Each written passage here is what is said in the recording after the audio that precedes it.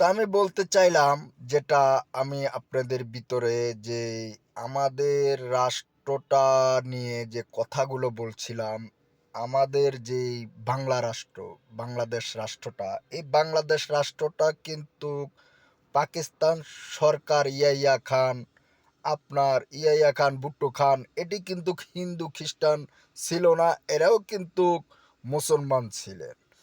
যেমন শেখে যে ভাষণটা দিছে সেই শেখের ভাষণের ভিতরে ভুট্টো খানের নাম আসে, ইয়াইয়া খানের নাম আসে, আরও অনেক গোলাম আজমের নাম আসে। গোলাম আজম তো ধরেন আহ, বাংলাদেশি, তো উনি পাকিস্তান না, বাংলাদেশি নাগরিকে গোলাম আজম।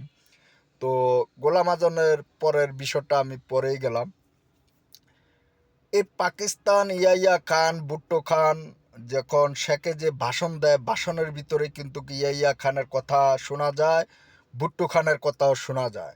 তারা কিন্তু হিন্দুও না, খ্রিস্টানও না, বৌদ্ধও না, তারা কিন্তু মুসলমান ছিলেন। তো মুসলমান হয়ে উনি কিন্তু ওনারা এই বাংলাদেশটাকে শাসন করেছিলেন। বাংলাদেশের অনেক নাগরিকরে মানে আপনার নাগরিক তথ্য এমন অধিকার দেন নাই। সেজন্যই অনেক ইতিহাস আমি জানি টুকিটাকি, আবার অনেক ইতিহাস বাকি আছে। তো এই ইতিহাসটাকে ধামাচাপা দিতে আমাদের কিছু লোক মানতে চায় না, মানে মেনে নিতে চায় না যে আমরা যে একটা মুক্তি পেয়েছি বাংলাদেশ রাষ্ট্রর কাছে। বাংলাদেশ এখন যে আমাদের সংসদ ভবন, এই সংসদ ভবনটা হয়েছে আপনার শেখের উসুল্লাতে হয়েছে। শেখের উসুল্লাহ, আবার আপনার আরেকজন আছে ওনার উসুল্লাতে এই সংসদ ভবনটা আমরা পেয়েছি। এখন যে আমাদের দেশে যে মন্ত্রী এমপিরা সংসদে বসে কথা বলতে পারে, কিন্তু তখন এই সংসদটা ছিল হলো পাকিস্তানের সংসদটা ছিল। আর এখন যে রাষ্ট্রর যে গদিটা, এই গদিটাও কিন্তু পাকিস্তানে ছিল। হ্যাঁ, পাকিস্তানে ছিল, কিন্তু বাংলাদেশে রাষ্ট্র ছিল না, আপনার বাংলাদেশে এই গদিও ছিল না, সংসদও ছিল না। কিন্তু এই সংসদটা আমাদের বাংলাদেশে যারা রাজনীতি করেছে শেখে থেকে শুরু করে আহ, আপনার আরও কিছু সংখ্যালোকের কারণে এই সংসদটা হয়েছে। এই আপনার বাংলাদেশের যে রাষ্ট্রীয় যে সিটটা, সেই সিটটা হয়েছে।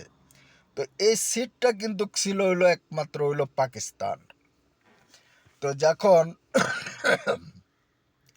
আবদুল্লাহ বাসানি, তারপরে আবদুল্লাহ বাসানি, তারপরে হলো আপনার শেখ সাহেবে এই আন্দোলন করে পাকিস্তানের বিপক্ষে হয়ে যখন হলো বাংলাদেশের জনগণকে কোনো অধিকার দিচ্ছে না, বাংলাদেশের জনগণকে ভালো একটা কাজের চারকি দিচ্ছে না, বাংলাদেশের জনগণকে সুইসা তারা রক্তগুলা খায়া ফেলায়, 7 কোটি জনগণের রক্ত সুইসা কিন্তু এই পাকিস্তান সরকারে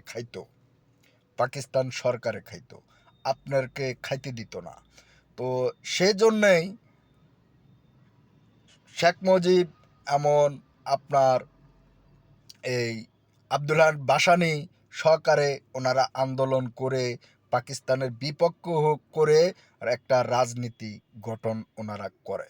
তো ওনাদের আমলে অনেক জেল, অনেক কাটছে, কাইটটা এটা বাংলাদেশটা যখন ইয়াইয়া খান, ভুট্টো খান আপনার শেখ সাহেবরে আটকায়া জেলখানাতে আটকাইছিল, তখনই কিন্তু বাংলাদেশের শেখ সাহেবে যুদ্ধ ঘোষণা করে, 7 কোটি নাগরিকের যুদ্ধ ঘোষণা করে যে তোমাদের কাছে যে কিছু আছে তোমরা সব কিছু নিয়ে যুদ্ধতে প্রস্তুতি হও।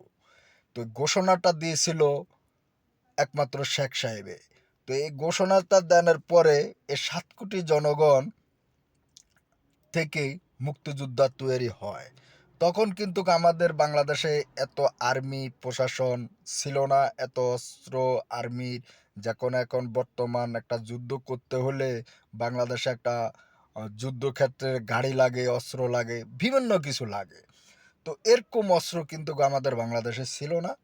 তো ইন্ডিয়া, আমরা যে ইন্ডিয়ারে গালি দিই, আমাদের বাংলাদেশের রাষ্ট্রর পাশে এখানে অনেক মুসলমান কান্ট্রি আছে, যেমন সৌদি সরকার আছে, আরও বিভিন্ন মুসলমান কান্ট্রি ছিল।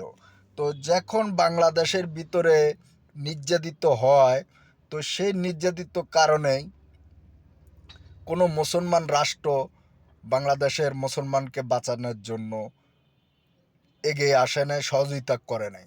একমাত্র হিন্দু রাষ্ট্রই সহযোগিতা করেছে। কে? ভারত। ভারত রাষ্ট্রটা সহযোগিতা করেছে। আর আমাদের যে মুক্তিবাহিনী যে দাবি করে, মুক্তিবাহিনীরা যে দাবি করে ওনারা যুদ্ধ করেছে, ওনারা আজ সরকারি ফ্যাসিলিটি অনেক কিছু পায়। তো ওনারা যে মুক্তিযোদ্ধা, এই মুক্তিযোদ্ধাকে ট্রেনিংটা আপনার ভারত সরকারে দিছিল। ভারত সরকারে অস্ত্র দিছিল, ভারত সরকারে তাদেরকে ট্রেনিং দিছে। এটা মুক্তিযোদ্ধা ভাইদের কাছে ভালো জিনিস, আপনারা জানতে পারবেন, আপনাদের ব্রেন খুলবে। তো আশা করি আমি দ্বিতীয় ভিডিওটা করতেছি,